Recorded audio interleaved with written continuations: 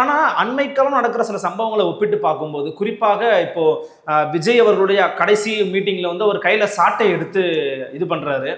இந்த பக்கம் நாம் தமிழர் கட்சியில சாட்டை துரைமுருகன் வந்து தொடர்ச்சியா வந்து தாவேகா வந்து ரொம்ப எள்ளி நகையாடும் விதமாக வீடியோக்களை போடுறாரு.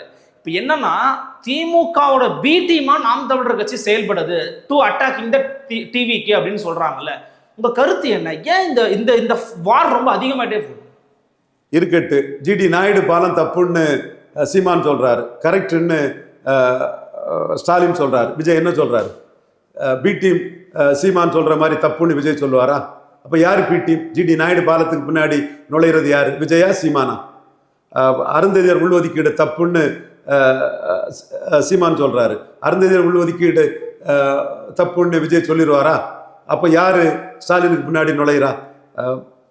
மது பிரியர்களுக்காக டாஸ்மார்க் இருக்கணும்னு ஸ்டாலின் சொல்றாரு, எடப்பாடி சொல்றாரு, விஜயும் அதைத்தான் சொல்றாரு. சீமான் பணம்பால் தன்னம்பால் டாஸ்மார்க்கை மூடணுங்கிறாரு. யாரு ஸ்டாலினுக்கு பின்னாடி போய் ஒளியிறா? இலவசங்கள் நாட்டுக்கு கேடுன்னு சீமான் சொல்றாரு. இலவசங்களுக்கான ஓட்டு ஸ்டாலினுக்கு தான் போகும், ஸ்டாலின் தான் அதுல ஏறி போவாரு. அதுல ஸ்டாலினுக்கு போட்டியா இலவசங்களுக்காக போய் நிற்கிறது யாரு? விஜயா சீமானா? சீமான் கொடுக்கறது தப்புங்கிறாரு, விஜய் இதை வாங்கிக்கிட்டு எனக்கு ஓட்டு போடுங்கிறார். கொடுக்கறது தப்புங்கிறது சொல்றதுக்கு விஜய்க்கு தெம்பு இல்லை, திராணி இல்லை, வக்கு இல்லை. தப்புன்னு சொன்னா அந்த ஓட்டு தனக்கு வராது, அது ஸ்டாலினுக்கு போகுங்கிற ஒரு துணிச்சலற்ற தலைவராக இருக்கிறாரு. சீமான் கொடுக்கறது தப்பு, வேற பொருளாதார திட்டத்தை வச்சு பண்ணணும், இது நாட்டை கெடுக்கிறதுன்னு ஓங்கி அடிக்கிறாரு. அடுத்தால பாட்டலுக்கு 10 ரூபான்னு கரூர்ல போய் பேசுறாரு. பாட்டலுக்கு 10 ரூபான்னு தான் பேசுறியே தவிர டாஸ்மார்க் வேணுமா வேண்டாமாங்கிறதுல உனக்கு நிலைப்பாடு இல்லையே. அப்போ மதுப்பிரியர்கள் ஓட்டு ஸ்டாலினுக்கும் எடப்பாடிக்கும் போகும், நமக்கு வராம போயிடக்கூடாதுன்னு பிடிமா இருக்குது யாரு?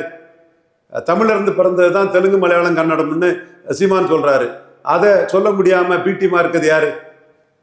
விஜய் பிடிஎம் இல்ல, அவர் முயற்சி பண்றாரு, யாருக்கும் பிடிஎம் இல்லை, அவர் வளர பாக்குறாரு.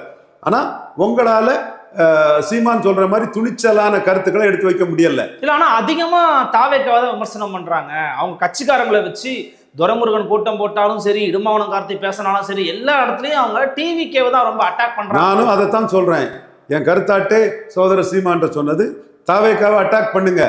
இதுல தாவேக்காவில இருந்து எதுல நீங்க வேறுபட்டு நிக்கிறீங்கிறது எல்லா மக்களுக்கும் சேரட்டு. கவின் ஆணவ படுகொலை பண்ணுங்க, பாலிசி அடிப்படையில் பண்ணுங்க. அவங்க என்ன சொல்றாங்க? கேள்வி கேட்கிறோம், கேள்விக்கு பதில்ங்கிறாரு. கவின் ஆணவ படுகொலையில ஆணவ படுகொலைக்கு எதிராக சீமான் இருக்கிறாருன்னு தெரியட்டு. விஜய் அதுல பொதுக்குழு வேஷம் போட்டு நாளைக்கு படம் ஓடணும்னா எல்லாரும் படம் பார்க்கணும்னு சரத்குமார் மாதிரி இருக்கிறாருன்னு தெரியட்டு.